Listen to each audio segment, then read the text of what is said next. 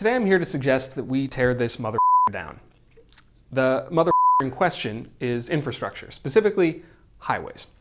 One of the problems with the limited lifespan that human beings have is that we tend to think that the things that exist when we're born are things that have always been there, and they're things that always will be there. So you and I will probably never see the fall of a city, right? We will see disasters, sure, but we tend to think of cities as places that just build more. If we implode a casino on the Las Vegas Strip, you build a new casino. You build more roads and skyscrapers and busways and anything else that makes the furniture of a town, right? But that's an illusion. When you drive on a highway, especially one that cuts through a city, it's hard to remember that it's something that probably isn't more than 50 years old. And what that means is that there was something that was there before that, right? When you're on a highway, there was a time when that highway wasn't there, and below it was maybe a street, maybe a tree-lined street, maybe there were shops on it, right? The city looked different. That thing is not permanent, it's not forever. So, what I want to suggest is that there are some of these things that you can actually get rid of. Now, there's precedent for this.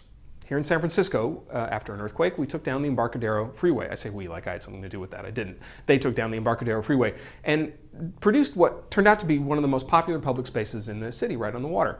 In Boston, they put the Central Artery Freeway underground. It was called the Big Dig. It was hugely over budget and had all kinds of problems, but eventually ended up with this cut of green through the city. And made a beautiful part of town. And as somebody who used to dodge traffic on the Central Artery to try to get from Haymarket to the North End, I was very thankful. It's a beautiful thing. Now you're saying to me, but wait, what about the traffic, right? Because you think that the reason you build highways is to reduce traffic. The fact is that doesn't happen. When you build a highway, you actually increase traffic. You build more road space, more people start to drive. But more importantly, even if you are doing some reduction in traffic, and even if you are helping people get from one place more efficiently to another, you're also killing whatever's beneath that freeway. You produce what's called in urban planning a border vacuum. Nobody wants to have any houses or shops or anything alongside a freeway because it's high up or it's low down in the ground, and it causes problems with shade and it's loud. So you end up killing everything to the side of that. It cuts through a community and it kills stuff right through the middle of that community, divides both sides. So that's why I'm interested in a project called Highways to Boulevards. Every couple of years, these guys release a report called Freeways Without Futures, and they name some of the highways that they think are candidates to tear down. So they have identified in the last one, just came out earlier this year, places like the Claiborne Overpass in New Orleans, the Sheridan Expressway in the Bronx. One of my favorites actually is I-70. It cuts the city of St. Louis off from the St. Louis Arch, City Arch. There's a highway along the riverfront in Louisville, there's one along the water in Seattle, and some of them are actually along the way to being taken down. The cities have various plans in place to try to get rid of them.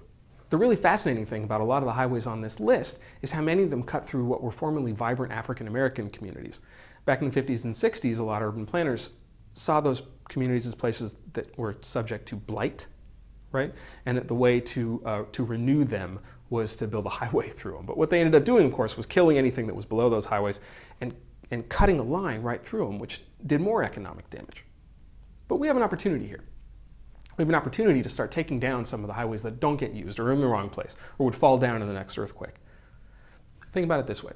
Next time you're driving on one of these highways, next time you're driving on a highway that cuts through your city, look at the architecture on either side of it, because it'll probably match.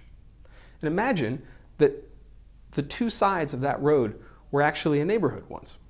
Imagine that instead of the highway you were driving on, there could be a light rail line or busways or a tree-lined street with shops.